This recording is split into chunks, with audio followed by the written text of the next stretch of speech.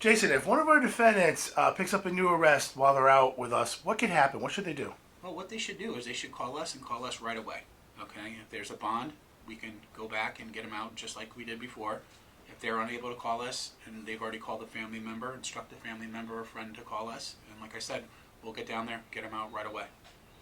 And what possible ramifications could there be if somebody's out on probation and they pick up a new arrest, etc.? Well, it's a good question.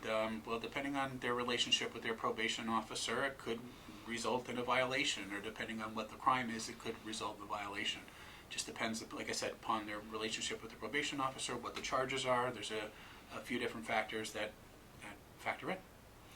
And if I were to miss court and I'm already a client, would you still be willing to work with me? Well, absolutely, yeah. If you miss a court date and you call me up and you say, "Hey, Jason, I missed the court date," I will call the court. I will see if we can go down to file a motion to vacate, and I will instruct you on what to do and exactly how to do it and the best way to do it. And if that works, that'll get you back on the docket. If that doesn't work, then you call me back again, and then what we do is we set up a time and a place where you can come down, do our paperwork, and we will turn you in, and we will bond you right back out. And what are the advantages of turning myself into you rather than a probation or a court? Well, it's not turning yourself into me. You would come down here, you would do the paperwork down here, and what we would do is we would go right down to the police department, have you surrender yourself, process, and get right back out. Okay, instead of sitting down in the police department from 6 o'clock in the morning until your 3 o'clock arraignment.